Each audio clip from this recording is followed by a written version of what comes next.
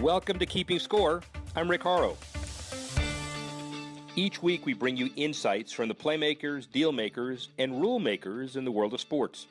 I'll give you my take on some of the items of the week using my 30 years of experience doing deals for teams, leagues, and players in the $750 billion business of sports. Plus, we'll talk with a central figure in the sports world. The views expressed in this podcast are my own and do not represent the views of Reuters. Let's get started. Scored the next round for the NFL in the Deflategate case. Patriots quarterback Tom Brady losing his bid for a new hearing over his 4-game suspension for deflating footballs. A U.S. appeals court saying it would not reconsider its decision in April to reinstate Brady's suspension. Brady's last option? Asking the Supreme Court to consider the case. He was suspended after the NFL discovered uninflated footballs were used in the Patriots' 45-7 victory over the Indianapolis Colts in the AFC Championship game in January 2015. The case was never about deflated footballs, rather about disciplinary procedure and collective bargaining. Maybe now everyone will finally move on. Oh my gosh. Hoping to see men's best golfers at the Olympics? Think again. World number 3 ranked Jordan Spieth has become the latest player to decide to skip the Rio Games. The American joins number 1 ranked Jason Day, number 2 Rory McIlroy, and number 4 Dustin Johnson in taking a pass on traveling to Brazil in August. The golfers and other athletes citing health concerns over the Zika virus. International Olympic Committee President Bach says he may reassess golf in future Olympics as top players continue to stay home. And $4 billion. That's how much WME-IMG is paying for the Ultimate Fighting Championship, or UFC, according to sources who talked with Reuters. The acquisition backed by private equity firms, as well as billionaire Michael Dell. UFC, founded in 1993, popularized cage fighting and now holds more than 40 fights around the world every year. These events, which feature mixed martial arts and have surpassed pro wrestling and boxing in popularity, are broadcast in more than 156 countries, reaching 1.1 billion households. $4 billion may be the classic risky investment, though not so much if UFC continues to tap into more mainstream support. Now, a new way to connect you to the most exciting and entertaining sports content airing on TV. My conversation with Warren Packard, founder of Thooz. A Silicon Valley veteran and former venture capitalist who came up with the idea for Thooz watching his 2 favorite football teams. Can't wait for this. CEO Warren Packard, how are you? Hey, I'm great, Rick. How are you? I'm awesome. So finish the story. Yeah, I'm sitting down. I'm watching a Thursday night football game, the Bears and the 49ers. I'm from Illinois originally. I'm living in San Francisco, my 2 favorite teams. And, I figured this would be a great game. And so I'm watching. And then kind of like hour into the game, it suddenly dawns on me, this is one of the worst football games I've ever seen. And I love football. I love the teams. But, sometimes the teams just don't have the energy. And I was thinking to myself, if only there was a service that would have tapped me on the shoulder and said, hey, Warren, there's all these other great games going on. I mean, because this is a Thursday night in November. And, there must have been college basketball and pro basketball and hockey and all sorts of other stuff. And if only I had known other great things going on, I could have been more entertained. And so I thought about this for a little bit and started thinking, there's got to be a company that does this, and we're going to do it. And so I started Thooz Sports so that we could measure the excitement level of sports, notify sports fans when great things were happening, tell them how to tune in. And then we're, all sorts of other things like automated highlight reels and creating that personalized sports experience. And here I thought you had created a device that would fix the Bears' offense. My disappointment. That's okay. Yeah, yeah, that's next year. That's next year, and Mark Trestman tried, and he didn't, so that's next year for you. But the bottom line of all of this is that you have to stay one step ahead of traditional networks, because gone are the days when people tune into their 3 networks and or their cable provider and get everything they need to know. I assume your business platform is we're just scratching the surface of the evolution. Yeah, no, that's absolutely true. I mean, obviously the incumbents in the sports industry are still incredibly important, and the dynamics of the sports business are such that, the contracts and the rights are owned in more or less a monopolistic fashion. So you work with them and they do a good job. But sports information, sports content is now pervasive. we're consuming sports content on our handsets, our tablets, on our computers. A lot of sports fans can cut the cable and still get access to a whole bunch of sports content. We're mobile, and we want to make sure our sports follows us.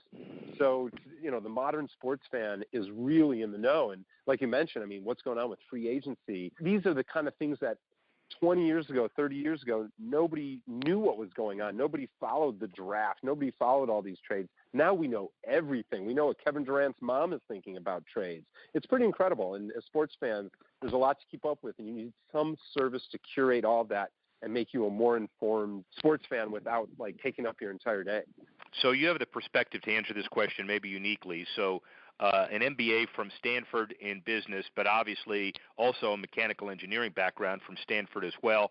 You started in Silicon Valley. You then created companies as well, which were offshoots of your knowledge.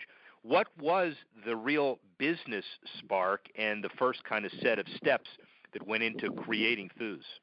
Yeah, well, the first thing that I did was get a team together. There's no way to do anything alone. So I phoned a friend, actually more than one friend, a couple friends. And, we definitely have a great community here in Silicon Valley where, one friend of mine was a VP of engineering for a bunch of startup companies, and I roped him in. Another friend of mine was head of user experience and design for a bunch of other companies, and I roped him in. Another friend had been a business development guy in a bunch of startups, and these are folks that I'd stayed in touch with for a number of years. Basically, took them all out for lunch, told them about the idea, and we started working on the side. We didn't quit our day jobs. We just started coding, and you can launch a service now for an incredibly low amount of money, given what you can do in the cloud these days. So step number one, get a team. Well, actually, probably step number one, get an idea. Step number two, get a team. Step number three, develop something quickly, get it up, and get feedback from consumers, and then off to the races. So off to the races. Give us the unique proposition surrounding and embracing Thuse and the barrier to entry for our competitors. Is it more technological? Is it more entrepreneurial? Is it more marketing? Is it more distributional, or a combination? Yeah, I would say today it's a combination of technology and distribution. So on the technology front, we really have refined a set of algorithms that accurately measures the excitement of games and matches and tournaments as they're taking place. And we can do it tuned to the specific preferences of each individual fan, because we're each different in terms of what we like. And that's something that we've refined over the last 5 years, and we have a number of patents that have been filed and accepted by the patent office on that. So that certainly creates a technology barrier to entry. Not only the technology is difficult, but the patents are there to give us some protection. At the same time, we've created a distribution channel through our customers. So we have a number of customers who are the cable and satellite companies like Comcast and Charter and Dish Network. We've got a number of sports broadcaster customers like Fox Sports that are in our arsenal. We're international, so Liberty Global, which you can describe as the Comcast of Europe, is one of our customers, and we just launched with a customer in China. So we're getting out there and getting our platform to sports fans through a whole bunch of large entities that have access to customers. So the channel turns out to be a real key differentiator for us, and allows us to build out a business without having to spend huge marketing dollars. Give us some perspective on how that all works. Is it more of a distribution set of partners in the United States? Is it more of a distribution set of partners internationally, or is it a combination?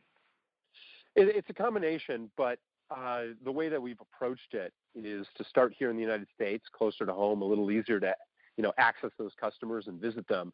But at the same time, as we've gained a foothold in the United States and kind of proven out the value to those customers, we've then reached out to customers that are overseas. And so I head over to Europe probably 3-4 times a year, make rounds there. I meet with European and Asian prospects here in the United States and some of the big conferences. It's a little bit of a dance, because obviously sports is a global business. It's a terrific global business, and the characteristic of the sports fan globally doesn't change a lot. I mean, certainly the sports change as you go for different regions, but the dynamics of the sports industry are pretty much the same. And that's good. That means that we don't have to do a lot of special coding or technology for Asia versus Europe versus the United States. On the other hand, you don't want to get too far afield as a startup company because there's only certain resources that you have to allocate, and trying to go after too many customers too quickly in too diverse a geography can certainly cause some problems and stretch you thin. So we're trying to balance that while growing internationally as quickly as we can. Are you of significant benefit to leagues and teams as well as the content providers and the networks? Yeah, absolutely. And it's a great question because we specifically started off going after cable and satellite providers because they carry the entire spectrum of sports and sports broadcasters. Then we went after the sports broadcasters because they carry multiple sports and multiple leagues. Now we're going after the leagues and the federations themselves, and we're getting a really good reception there. And obviously if you go after a specific league, they only carry about their league themselves and the teams in their leagues, but they have they typically have very strong hold on the rights and have the control over those rights, which are critical to what we do. And then ultimately we'll go after teams and athletes and other stakeholders in the sports business. But we've been very strategic, I guess, in terms of going after the biggest entities first, the ones that have the biggest challenges, mind you. I mean, there's a lot of threats to the cable and satellite companies with cord cutters. Sports is their number one source of content, source of reducing churn and keeping their subscribers in their house. And we really create that exemplary sports experience. So it really helps solve a problem in terms of reducing churn for them. Assuming a significant number of our listeners internationally and domestically are sports enthusiasts, give us the 30-second elevator speech on why the consumer app or why Thuse is for them. Yeah, so the way that your audience would get engaged with Thuse is through their service provider. And so depending on where they are, we might or might not be in the region just yet. And short of that, they can always go to the App Store or the Play Store for Android devices and download the Thuse app. It's a free app that gives them the personalized sports guide. And it's a way for them to get personalized notifications whenever games get really exciting, specifically the games that are meaningful to them in the leagues that are meaningful to them. And there's also a tune-in directory. The tune-in directory is right now in our app is just for the United States, but we'll be expanding that into other parts of the globe in fairly short order. But the app really, whether we have the tune-in information or not, it's going to alert you to these great games and keep you informed and keep you abreast of what's going on in the world of sports based on excitement and entertainment value, not just based on, what one voice in New York City might think. It's really tuned to each individual sports fan. And especially if you're overseas and you've got varied interests that span the globe, we can help you kind of sort through that without taking up a lot of your time. There he is, CEO Warren Packard. Rick Horrow will be back in a couple of minutes. Thanks for listening to this edition of Keeping Score. I'm Rick Horrow. The producer of the show, Alex Cohen. Associate producer, Bethel Habte. Assistance provided by Tanner Simpkins and Carlos Waddick. And the executive editor of Reuters Digital, Dan Colarusso.